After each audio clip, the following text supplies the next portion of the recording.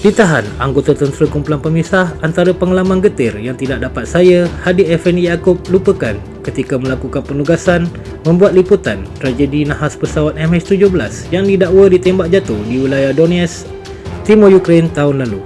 Bersama rakan jurugambar Khairul Ghazali, kami disoal siasat hampir sejam oleh anggota tentera kumpulan pemisah sampai dia acukan rifle AK-47. Pengalaman itu cukup mendebarkan, lebih-lebih lagi untuk saya, begitu juga dengan rakan jurugambar yang kali pertama berdepan dengan anggota tentera kumpulan pemisah.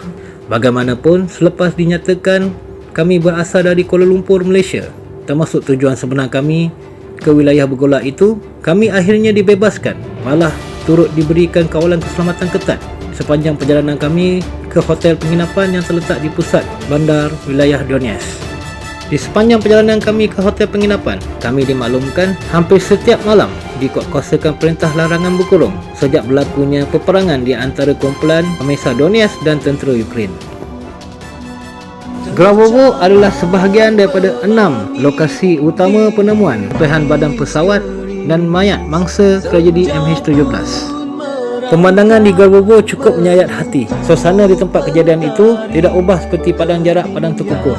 Apabila saya melihat serpihan badan pesawat termasuk pelbagai barangan peribadi milik anak-anak kapal dan penumpang pesawat malam itu berserakan di lokasi kejadian. Kelihatan juga pelbagai barangan permainan kanak-kanak termasuk patung-patung permainan berserakan di kawasan kejadian. Gambaran itu jelas menunjukkan terdapat ramainya kanak-kanak di atas pesawat malang itu ketika ia ditembak jatuh.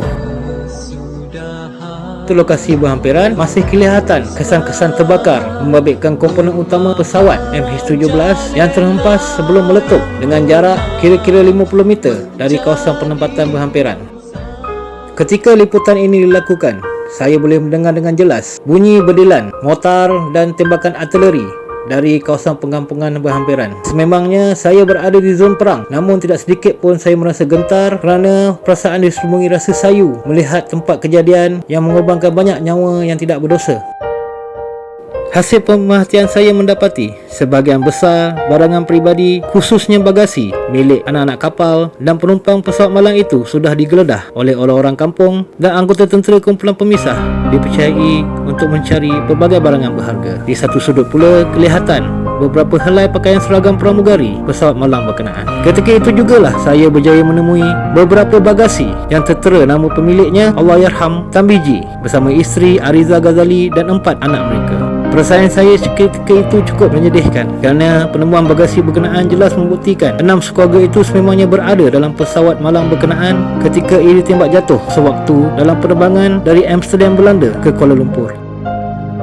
Saya dimaklumkan Allahyarham Tambiji bersama isteri dan keempat-empat anak mereka dalam perjalanan pulang ke Kuala Lumpur, seterusnya ke Kuching, Sarawak untuk menyambut Aidilfitri bersama dengan sanak saudara mereka. Ia sepatutnya menjadi kepulangan yang bermakna untuk keluarga ini selepas bertahun-tahun bermastautin di Astana, Kazakhstan atas tuntutan tugas Allahyarham Tambiji bersama dengan sebuah syarikat minyak dan gas di negara terbabit. Malah, penulis turut dimaklumkan ketika kejadian Allahyarham Tambiji sedang dalam proses memindahkan anggota keluarganya ke Kuala Lumpur selepas permohonannya untuk bertukar ke ibu negara diluluskan pengurusan syarikat petroleum tempat beliau bekerja. Namun tidak disangka ia adalah perjalanan terakhir, perjalanan yang abadi buat Allahyarham Tambiji, isteri dan anak-anak mereka. Pada 17 Julai ini, bersamaan dengan 1 Syawal, genaplah setahun tragedi nahas MH17 yang mencatatkan titik hitam dalam sejarah negara. Sepanjang tempoh itu juga, waris dan anggota keluarga ke semua anak-anak kapal dan penumpang MH17 menanti dengan penuh sabar keputusan hasil siasatan tragedi itu. Sehingga kini, tiada mana-mana pihak yang bertanggungjawab terhadap insiden berkenaan kecuali kerajaan Ukraine dan kumpulan pemisah Donetsk yang saling menuding jari sesama sendiri. Bagi sesetengah waris dan anggota keluarga mangsa tragedi nahas MH17, keputusan hasil siasatan tidak lagi menjadi tumpuan dan keutamaan bagi mereka. Ini termasuklah kepada keluarga Allahyarham Tambiji dan isterinya Allahyarham Ariza Ghazali. Abang Allahyarham Tambiji iaitu Rahman Ji sendiri menyatakan mereka sekeluarga bersyukur kerana dapat menyatukan kembali 6 sekeluarga ini di alam lain walaupun terpaksa menunggu lebih sebulan. Ketibaan jenazah mereka di tanah air sejurus selesai proses membawa keluar ke semua jenazah dan bedah siasat yang dijalankan oleh pihak berkuasa antarabangsa. Bagi keluarga mereka, apa yang berlaku adalah ketentuan Allah dan mereka pasrah menerima apa yang berlaku.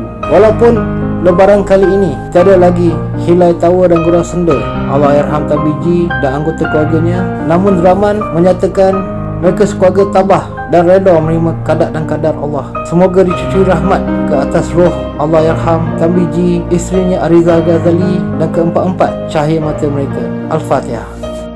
A'udzu billahi minasy syaithanir rajim. Bismillahirrahmanirrahim. Alhamdulillahi rabbil alamin. Ar-Rahmanir Rahim.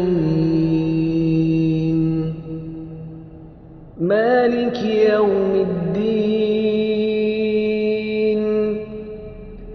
Iyyaka na'budu wa iyyaka nasta'in. Ihdinas siratal mustaqim. Siratal ladzina an'amta 'alaihim ghairil maghdubi 'alaihim waladdallin.